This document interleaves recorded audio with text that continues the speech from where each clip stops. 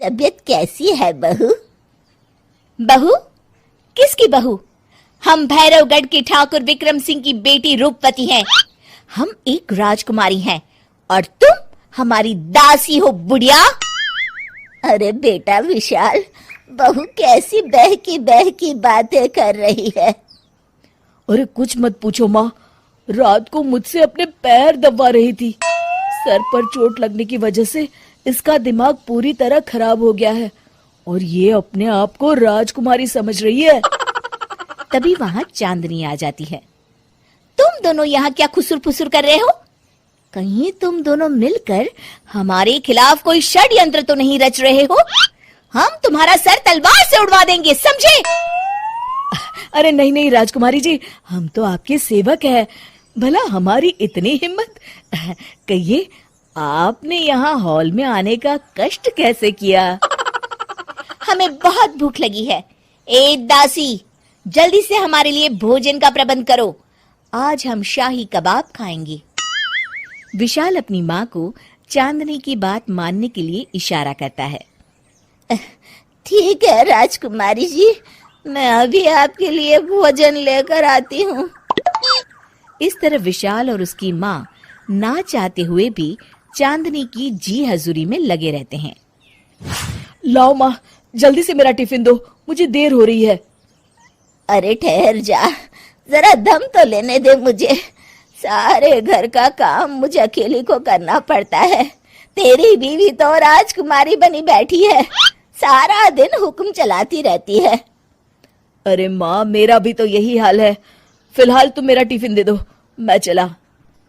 रुको, कहाँ जा रहे हो? अरे मर गया रे, ये कहाँ से आ धमकी?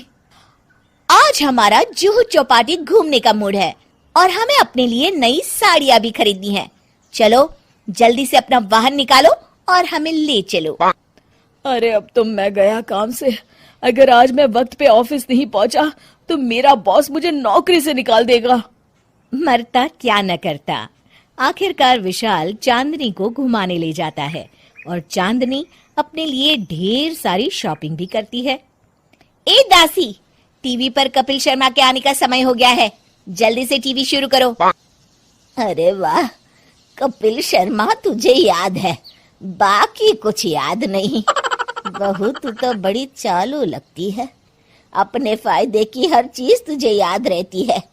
मैं तो तेरी इस अजीब बीमारी से परेशान हो गई हूँ।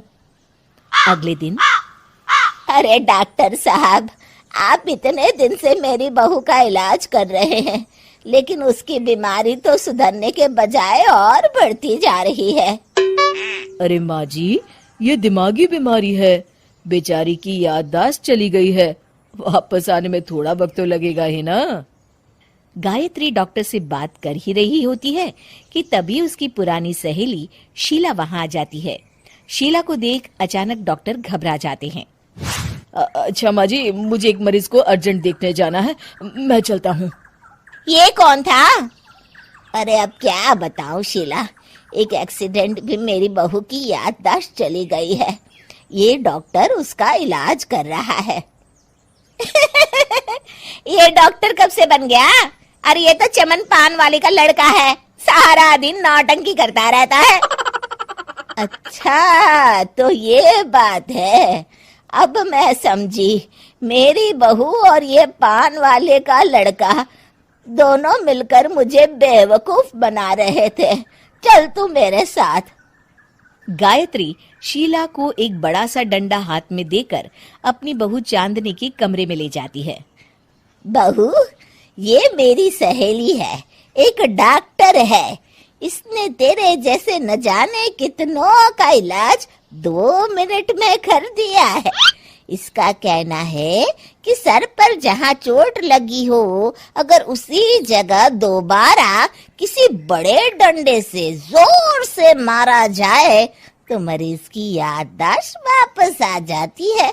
देख, हम डंडा भी लाए हैं। अपनी सास की बातें सुनकर और हाथ में बड़ा डंडा देख चांदनी घबरा जाती है। अरे बाप रे, मैं तो फंस गई। इस डंडे की एक बार की वार से ही मैं तो चारों खाने चित हो जाऊंगी। अब क्या करूं क्या करूं क्या करूं?